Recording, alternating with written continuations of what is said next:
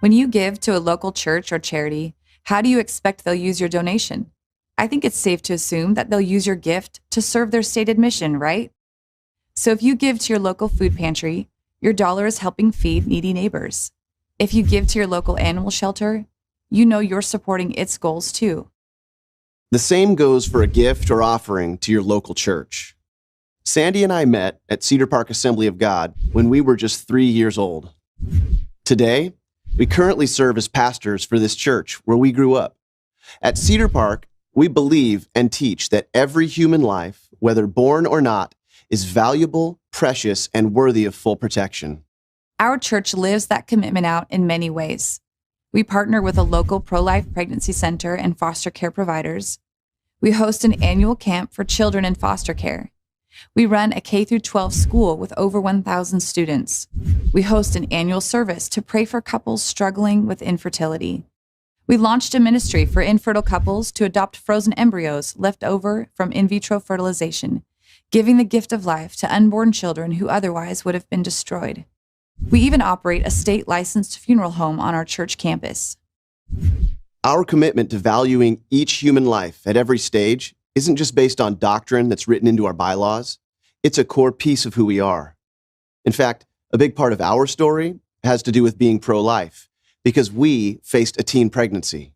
But even then, our church had a built-in culture of welcoming and celebrating every new life.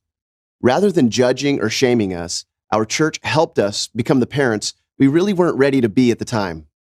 With all that said, can you imagine what it meant for us when we found out that our home state of Washington was forcing our church to pay for abortions through our healthcare plans?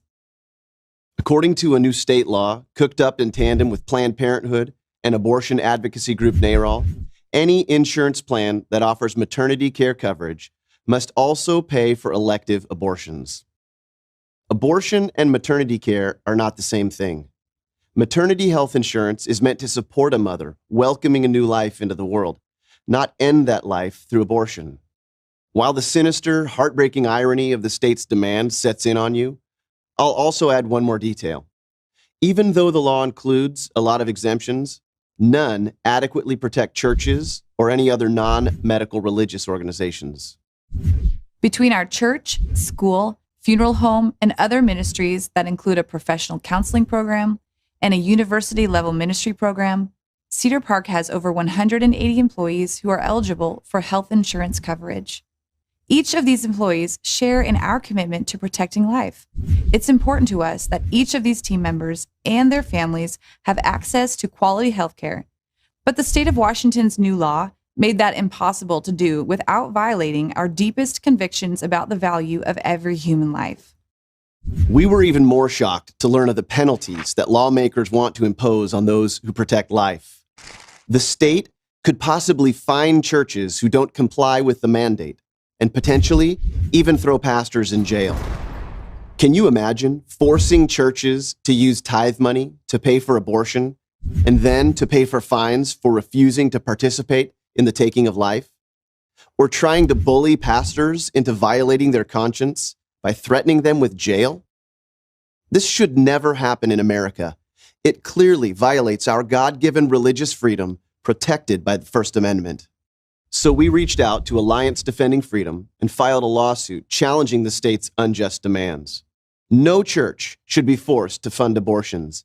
It's amazing we need to say a thing like that, but the message still hasn't gotten through to Washington lawmakers or to those in states with similar laws like California.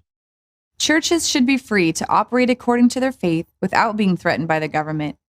And that freedom doesn't just belong to those of us in church leadership, but to every American.